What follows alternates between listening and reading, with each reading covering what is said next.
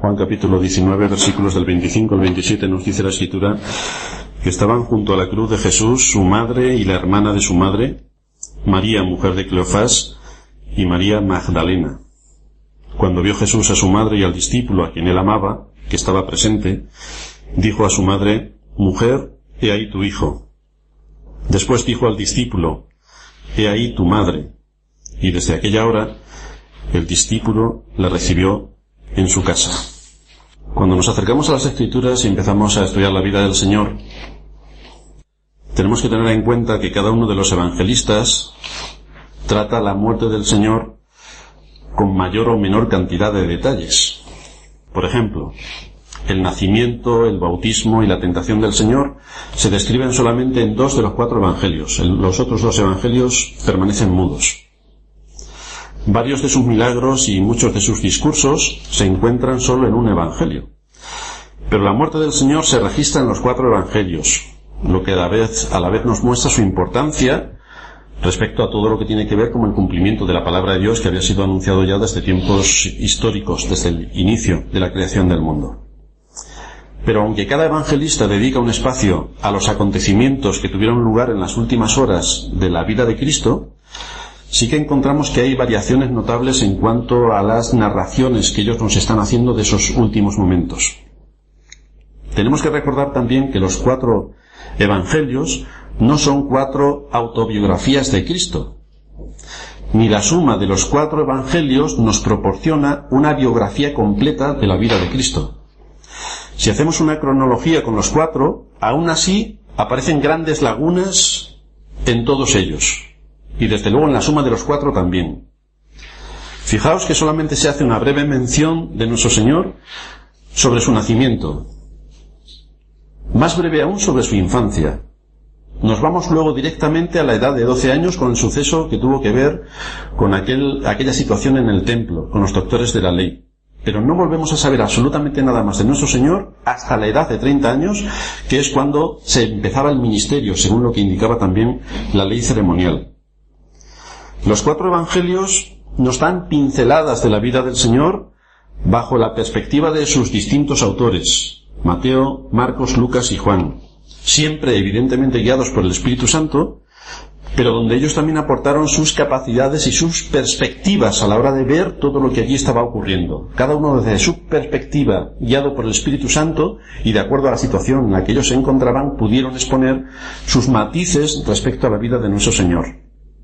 Mateo, por ejemplo, presenta a Cristo como el hijo de David, rey de Israel, y todo su evangelio contribuye a este tema. No podemos olvidar la idea nacionalista. Los nacionalismos no solamente son de hoy, sino que han existido a lo largo del tiempo, y los judíos eran auténticos nacionalistas. Ellos pensaban que la llegada del Mesías tenía que ver con un asunto político y de dominio de su nación sobre el resto de naciones. Y por eso estaban esperando a este Mesías, como leíamos antes, según la descripción que nos hacía Lloyd Jones, de por qué escribe las bienaventuranzas, por qué escribe todo este sermón del monte, que tiene que ver específicamente con la mentalidad judía de que ellos estaban esperando un Mesías que llegase en su caballo blanco con sus ejércitos para derrotar a quien en aquel momento era su dominador, el Imperio Romano. Entonces Mateo escribe con esto en mente, desmembrar todo lo que había en la mente de los judíos para que recibiesen al rey de Israel conforme a las Escrituras, no conforme a su espíritu nacionalista. Marcos lo presenta como aquel que viene a hacer el trabajo de Dios, todo lo que tiene que ver con el servicio, todo lo que tiene que ver con la ayuda al desvalido, con la ayuda al desvalido de espíritu, con la ayuda al pueblo de Dios.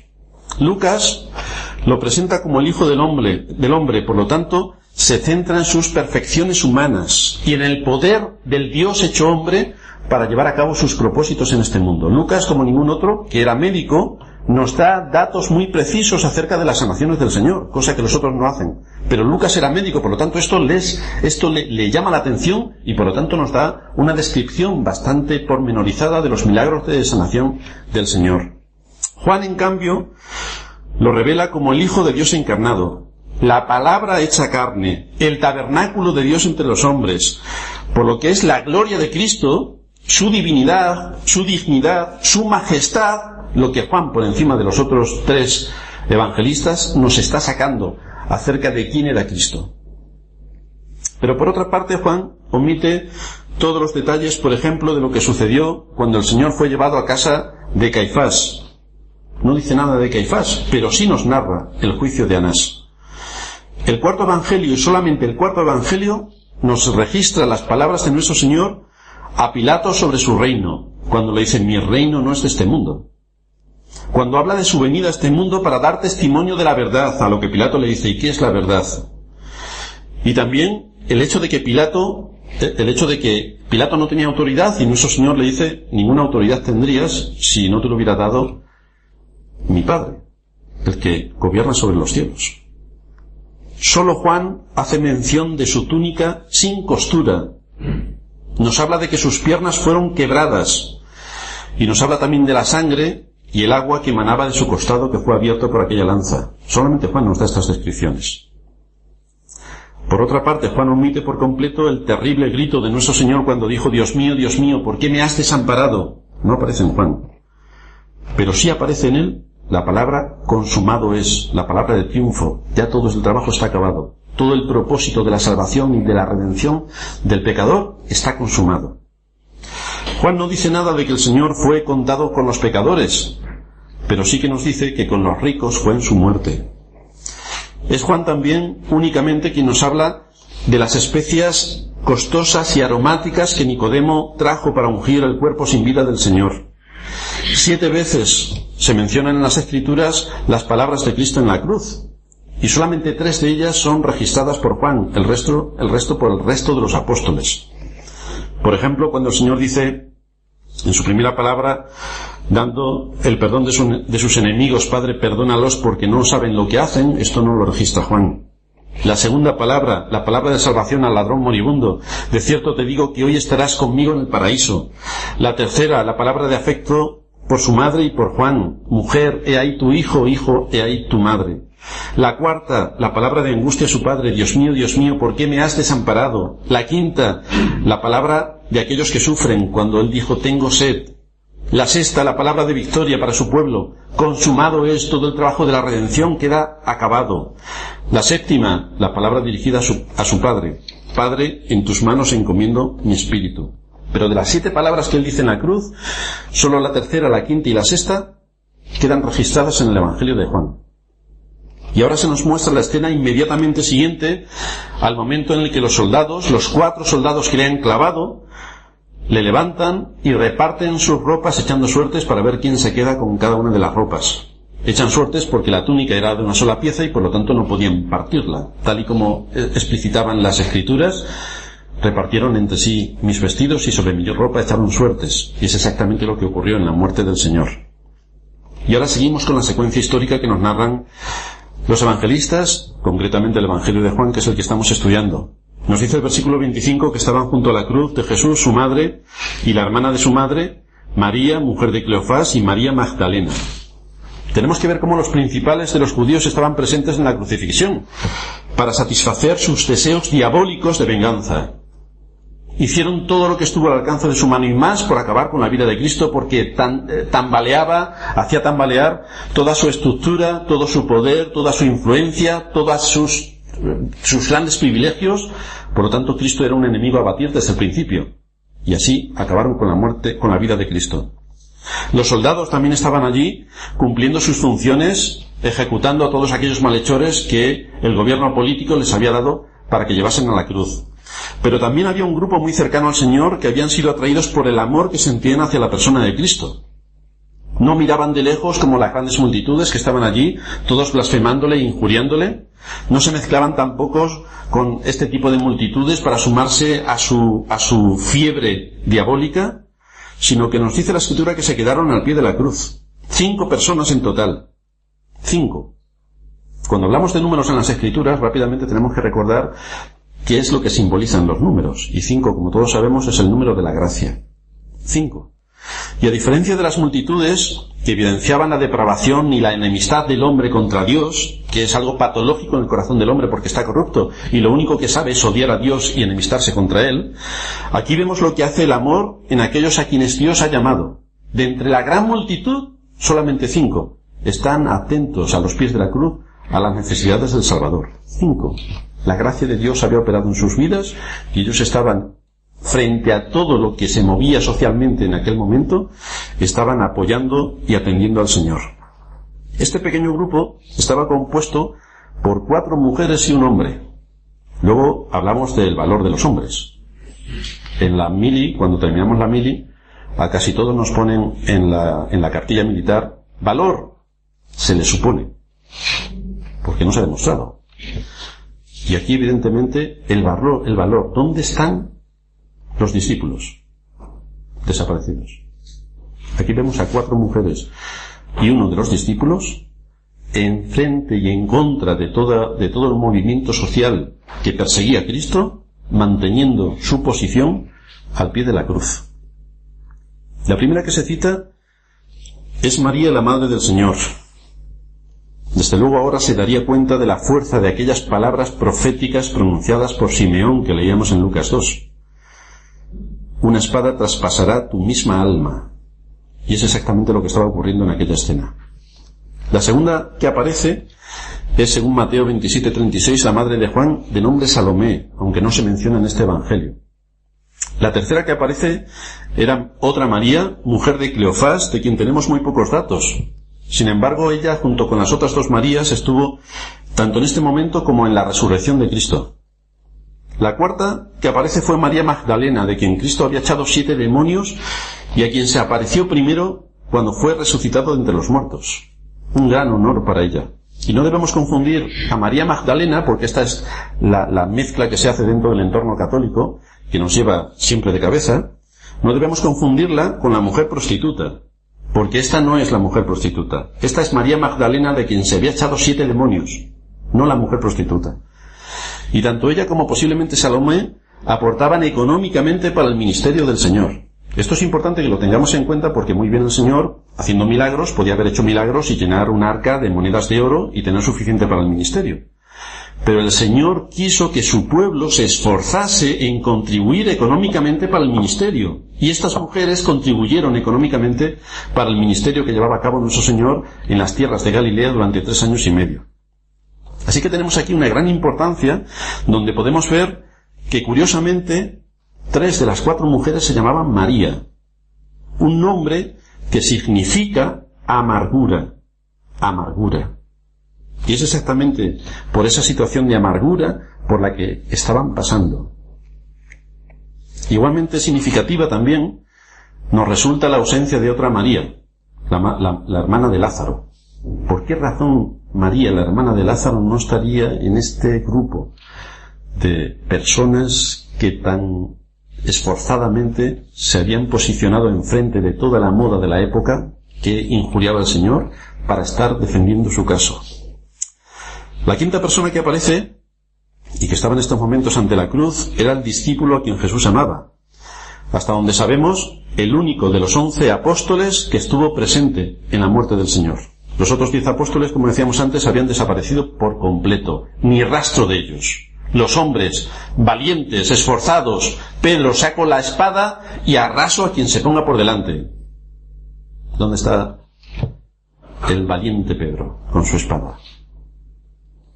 En una situación así, la verdad es que el miedo les debió superar, porque estaban viendo la muerte muy cerca de ellos. Y si estaban ejecutando a su maestro, no sería muy lógico pensar que detrás iban ellos a morir en la misma situación en la que su maestro murió. Por lo tanto, ante el miedo pavoroso que esto les produjo, por la situación de tensión terrible que esto suponía, pues decidieron huir y que no se les identificase con el maestro. Estaban junto a la cruz de Jesús, su madre.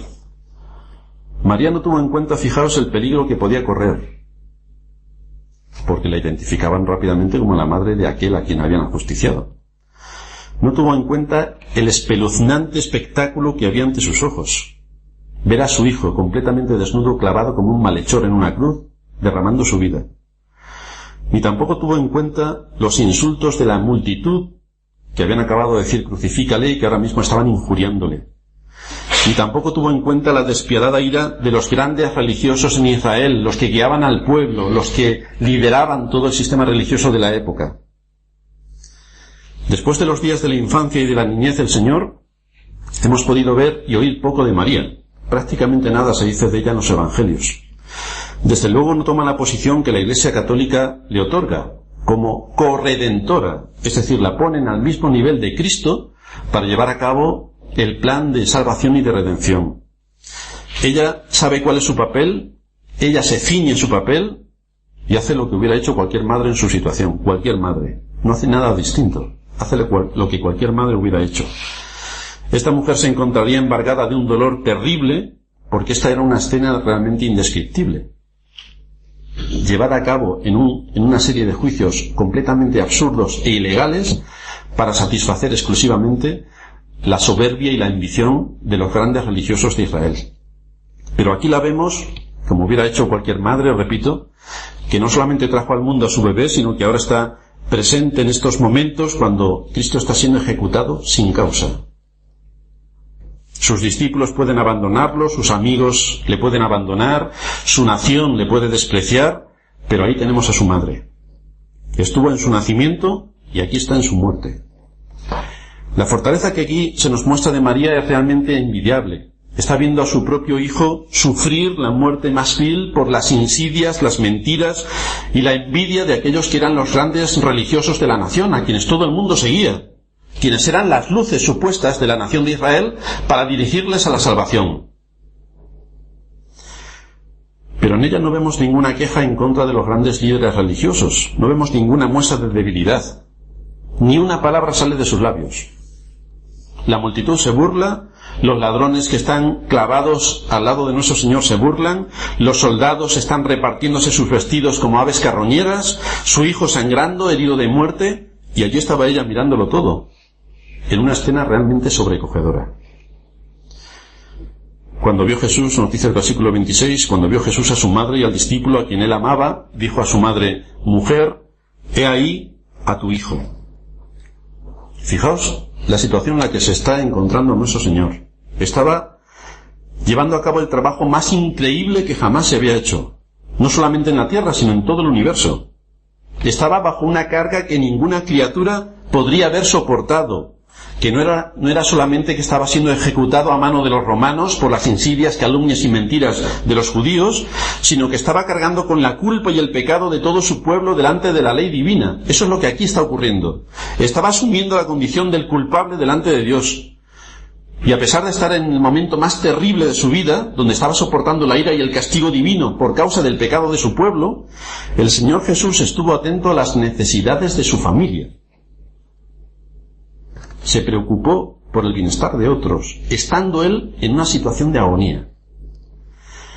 De manera que podemos ver cómo hasta el final se mostró tanto perfecto Hijo de Dios como perfecto Hijo de hombre. Se mostró en todas sus perfecciones. Y en esta situación de máximo dolor y tensión, se preocupa por ofrecer una casa para su madre, que ya estaba viuda. Si nosotros podemos ponernos solamente en la situación de alguien que van a ejecutar, estaríamos llorando por nosotros: pobre de mí, fíjate lo que me están haciendo, pobre de mí, y diríamos 7 millones de veces más, pobre de mí. Y el Señor no está pensando en estas cosas. Está pensando en las necesidades de sus seres más cercanos, de aquellos a quienes ha llamado a la salvación. Así vemos en esta escena de la cruz que primeramente el Señor ora por sus enemigos, estando ya clavado. Le habla al ladrón en la cruz diciéndole que hoy estaría con él en el paraíso, y ahora se dirige a su madre y le dice: mujer, he ahí tu hijo, en medio de una agonía terrible en la que estaba. 2 veces nos encontramos en las Escrituras a nuestro Señor dirigirse a María con el término mujer. Mujer. No le dice madre, no le dice ni siquiera María, le dice mujer. La primera vez que hace esto fue en las bodas de Caná. Y ahora aquí, en este suceso.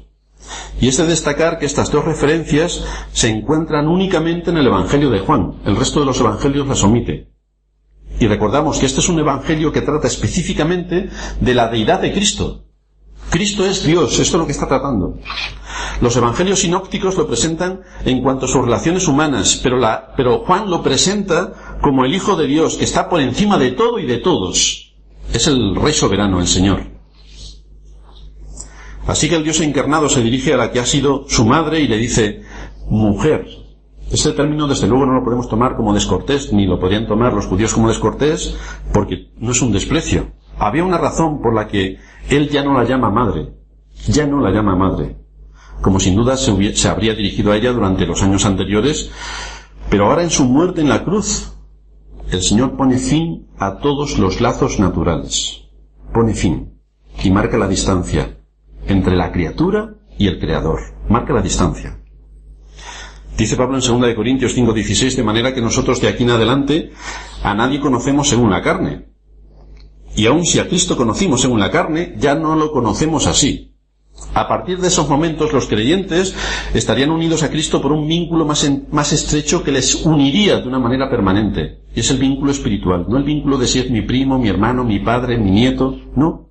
Y hay un vínculo completamente distinto. El vínculo es a través de una relación espiritual. Y esto es lo que el Señor ya le está enseñando a su madre y a su amado apóstol. Ya no hay un vínculo que nos una mediante la carne. Ahora hay un vínculo espiritual en el cual Cristo es el Señor. He aquí a tu hijo, le dice a María. Realmente le está diciendo, yo soy tu hijo según la carne, pero ahora la relación ha cambiado. La relación ha cambiado completamente. Este hubiera sido un buen momento para elevar a María a los altares, como hace la Iglesia de Roma. Era un momento ideal para ponerla como corredentora o que participase de alguna manera en el plan de redención. Pero no ocurre según lo que la Iglesia de Roma intenta imponer a través de sus doctrinas mariológicas que nos hablan sobre este asunto. Cristo no eleva a María a una posición igual o por encima de él, en absoluto. Porque, entre otras cosas, no se puede igualar a la criatura con el Creador. María es la madre de Jesús en cuanto a la carne, pero no es su madre en cuanto a lo que Cristo es en su naturaleza eterna. No es la madre de Cristo literal, porque Cristo es Dios, y Dios no tiene principio ni tiene fin. Él es el Rey de Reyes y Señor de Señores. Es el Dios Creador y el Dios Redentor. Por tanto, trata a María como una de sus criaturas, como corresponde a su posición y a su condición, una de sus criaturas. La siguiente y única vez que se menciona a María en el Nuevo Testamento se encuentra en Hechos 1:14, donde la vemos tomar su lugar entre los creyentes, no sobre los creyentes, en una reunión de oración. Y está como una más, que es exactamente lo que era, una más, entre los hijos de Dios. Una pecadora más de todos aquellos a quienes Dios en su propósito eterno llamó a la salvación. Una pecadora más. De ahí que cuando el ángel le anunció la llegada del Mesías y su papel en este acontecimiento, ella misma manifestó: mi espíritu se alegra en Dios, mi Salvador. Por lo tanto, si María necesitaba un Salvador, es porque era pecadora. No como la Iglesia de Roma continuamente machaca diciendo que María, evidentemente, nació también sin pecado, porque era la madre de Jesús, y como Jesús no tuvo pecado, de forma literal, María tampoco tuvo que tener pecado. De ahí que siguiera siendo virgen, a pesar de tener al niño, y siguiera con su inmaculada concepción, tal y como predica y manifiesta la Iglesia de Roma. No entendemos entonces las palabras de María, diciendo que Cristo era su Salvador, si realmente no hubiera pecado.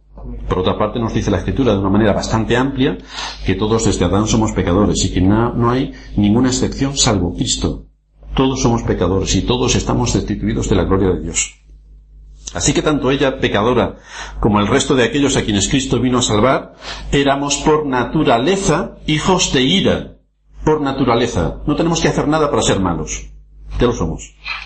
No tenemos que hacer nada para merecer la condenación. No tenemos que hacer malas obras. No. Ya somos pecadores desde que nacemos. Desde que somos un embrión.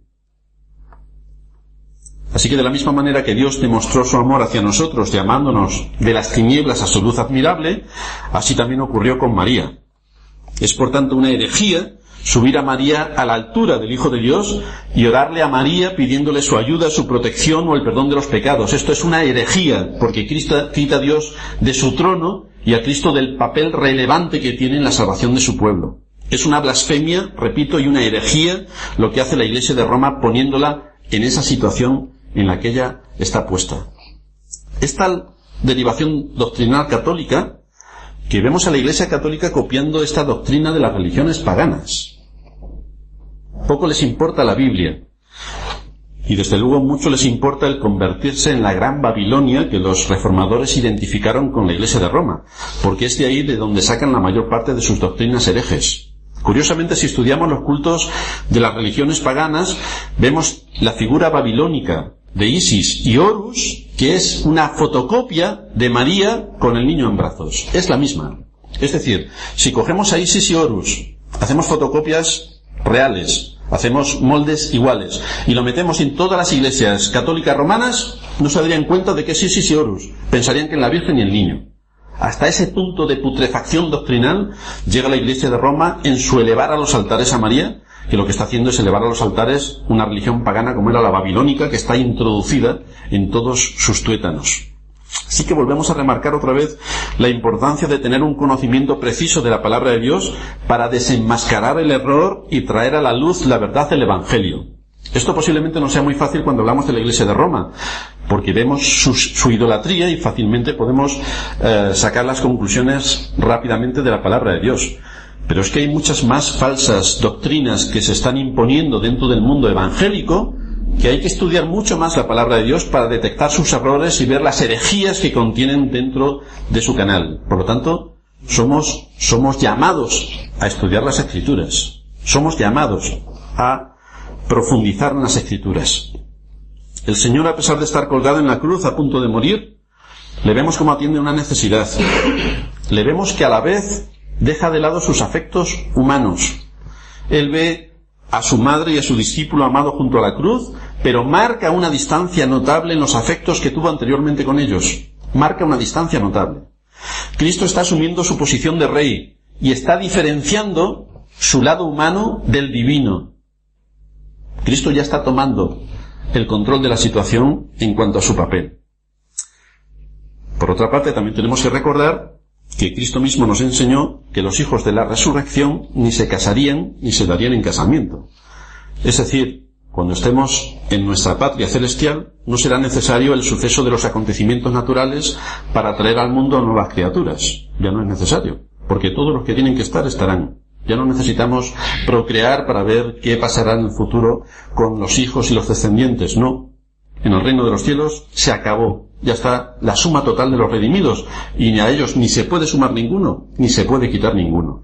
Por tanto, no hace falta lo que en este mundo es tan necesario que tengamos, que es todos los lazos familiares para que la sociedad coordinadamente funcione y que todo se vaya desarrollando. Pero en el reino de los cielos ya no será así. Ya no habrá alguien a quien le llamemos padre, no tendremos hijos, no tendremos hermanos, según lo que hoy entendemos, no tendremos cuñados, ni suegros, ni yernos, nada. Tendremos a Cristo, nuestro Rey, y todos los demás somos hermanos, en la misma condición e igualdad. Después de que le habló a su madre, le dijo a su discípulo también algunas cosas. Este era el discípulo al que Jesús amaba, era el de su círculo más cercano. En Mateo 26:56 leemos acerca de los 11 que todos lo abandonaron y huyeron. Y ese fue el cumplimiento también de su triste predicción. Todos vosotros os escandalizaréis de mí esta noche. Y efectivamente eso es lo que ocurrió. Todos se escandalizaron de lo que allí estaba pasando y desaparecieron literalmente. Ellos se avergonzaban de ser vistos en compañía de nuestro Señor Jesucristo. Y así cuando aquella sirvienta identificó a Pedro, Pedro juró y maldijo que no conocía a Cristo absolutamente de nada. Sin embargo, uno de sus apóstoles regresó a su lado antes de que muriera. ¿Cuál fue de todos sus apóstoles el que volvió? ¿Quién de ese pequeño grupo iba a manifestar no su valor con la espada, sino su valor con el amor? Porque este hombre era del círculo más cercano de Cristo.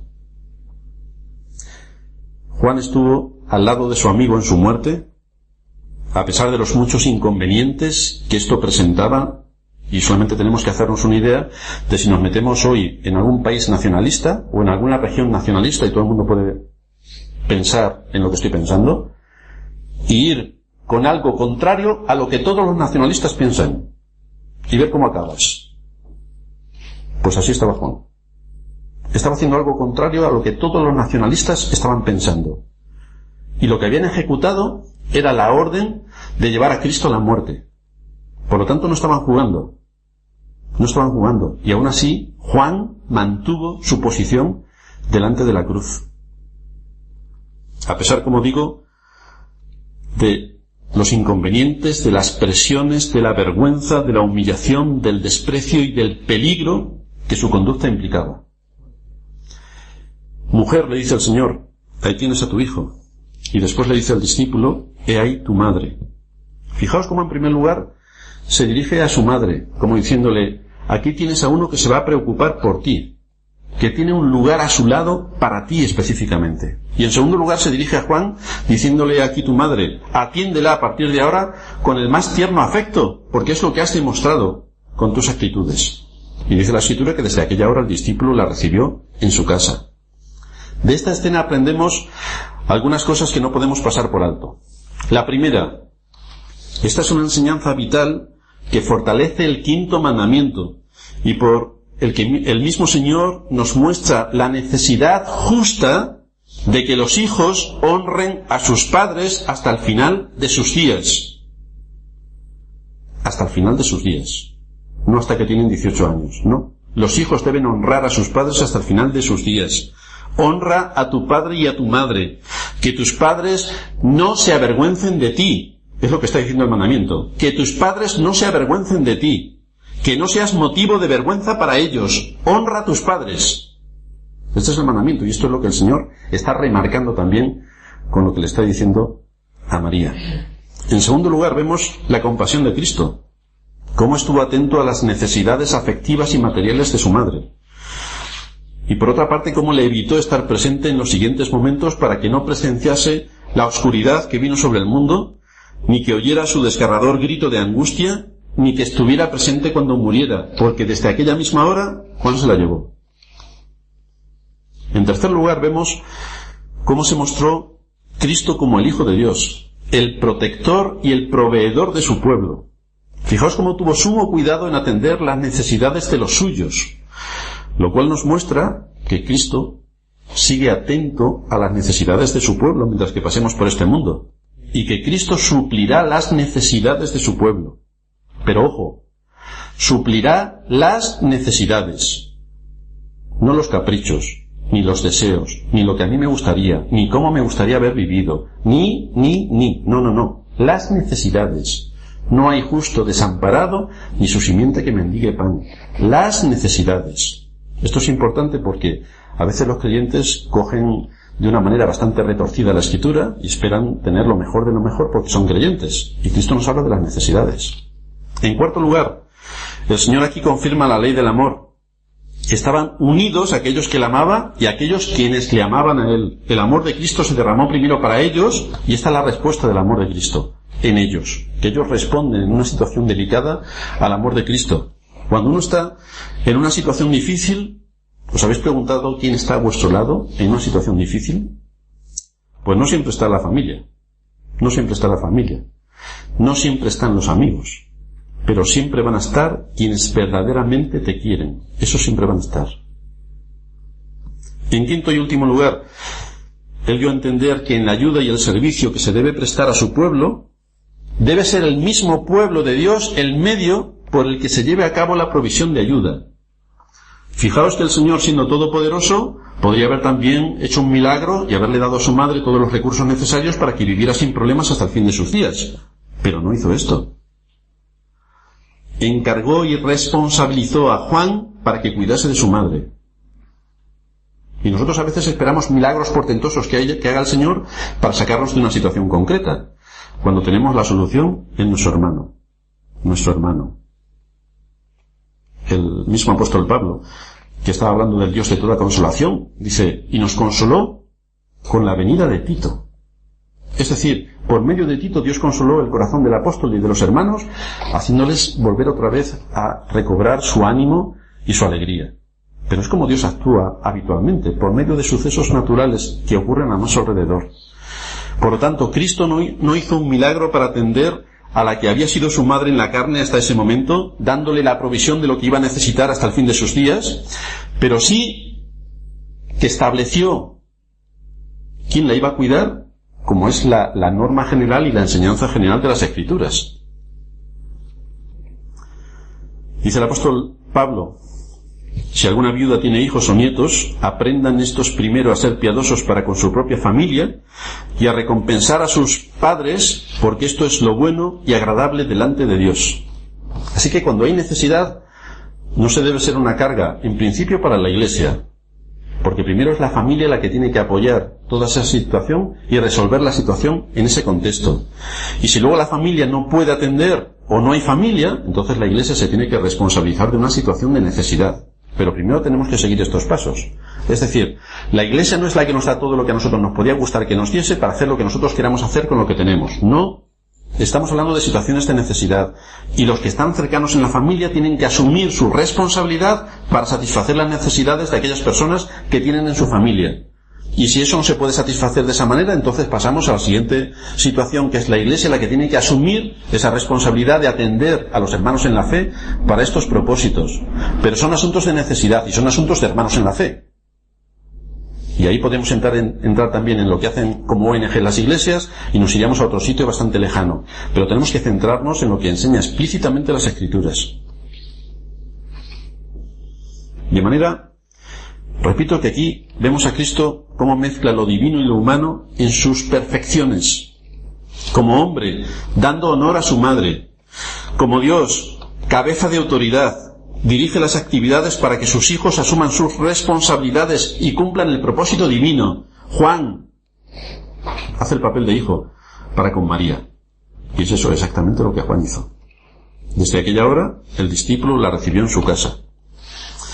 Aquí, como siempre ocurre, los católicos romanos yerran al no conocer las Escrituras ni el poder de Dios. De este versículo argumentan que María no tenía más hijos. De lo contrario, el Señor no le hubiera dicho a Juan que cuidase de ella. Se lo diría porque no tenía más hijos. Y así entonces confabulan toda su idea de que María fue virgen hasta el fin de sus días y que no tuvo más hermanos, como todo el mundo sabe. Pero la palabra de Dios claramente nos enseña lo contrario, como es habitual en la Iglesia de Roma y como tristemente viene siendo habitual en la Iglesia evangélica. Mateo 13, 55 y 56 dice allí: ¿no se llama su madre María y sus hermanos Jacobo y José y Simón y Judas? ¿Y sus hermanas no están todas entre nosotros? Por lo tanto, al menos tenía 4 hermanos varones, más las hermanas, que como eran judíos, todo el mundo lo sabe, no contaban a las mujeres, porque ¿para qué nos sirven? Pero sí que cuentan a los hombres. Así que estos son los hermanos del Señor. De hecho, cuando se habla de Jesús como hijo de María, nos menciona la Escritura que era su primogénito, lo cual quiere decir que era el primero del resto de los hermanos, y por esa razón fueron a cumplir con las leyes ceremoniales en el templo de Jerusalén, que leíamos al principio. Todo aquel varón que abra matriz, santo es al Señor. Y ellos cumplieron con los deberes ceremoniales que exigía la situación. Sin embargo, cuando se nos habla de Cristo como Hijo de Dios, se refieren a Él como unigénito, lo cual evidencia que, evidentemente, Cristo es el único Hijo de Dios. El único. La misma palabra de Dios también nos muestra que en ese momento sus hermanos no estaban bien preparados para asumir la responsabilidad de atender a su madre. El salmista, muchos siglos antes, de forma profética, declaraba las palabras de Cristo: me he convertido, el Salmo 69, versículo 8, me he convertido en un extraño para mis hermanos y desconocido para los hijos de mi madre. No querían saber nada de Cristo. Este está loco, de remate. Aparte de todas las insidias que los judíos habían hecho recaer sobre Cristo, como que era hijo de una, ya sabéis qué, porque fue concebido antes de que estuviesen casados.